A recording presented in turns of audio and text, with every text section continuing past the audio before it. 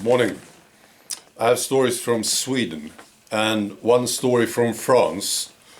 First, I want to tell you about a discussion that I had the other day with a woman who is pro-abortion. I like talking to these people. Gives me a chance to ask them questions. This time I tried something new and it didn't work at all. But I want to tell you about it anyway. So this woman tells me why she is pro-abortion. And then I said this, I don't think you are pro-abortion. I don't think so. And then she got a little upset. But then she asked me why, and I said, well, do you appreciate being alive? Then she got angry. Yeah. And then she said this, if my mother decided to abort me, I would respect that. See? And then I said, okay, I was wrong. You are pro-abortion. Yeah. Now it didn't work very well, but I felt good about it afterwards. Right, I want to talk about France. Now they have a presidential election in 2 years. Okay, 2022. And there was a survey done. Marine Le Pen got 48%. So she's gaining in popularity quickly. Macron got 52%. He shouldn't get 52%. He should get like 5%. Yeah. But this shows you what's going on. This thing, nationalism, populism, it's unstoppable. Yeah. You see it all over the place. France is a very important country. It's a terrible situation in France, of course. Yeah. So we'll see. I would prefer Marine Le Pen, of course.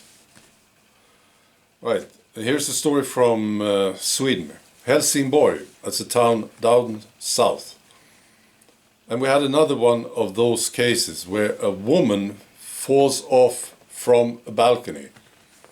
Yeah, this is like an epidemic here in Sweden. Very common.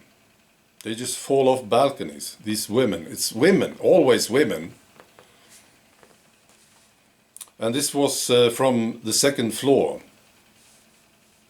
I wonder what's going on with these women, you see, and why are not men falling off balconies?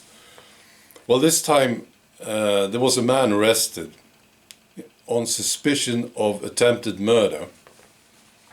Yeah. Yeah, this is a new thing here in Sweden.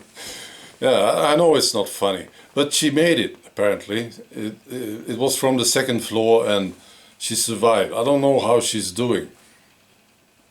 If I was her, I would leave the husband. Yeah. Or stay off balconies. Yeah.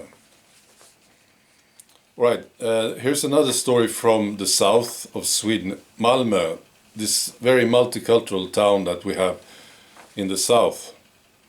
And the Malmö town, they are publishing a paper and they distribute it to all citizens living there 11 times a year. This is tax funded, of course. They want to make people feel better about living in Malmö, which I understand, of course.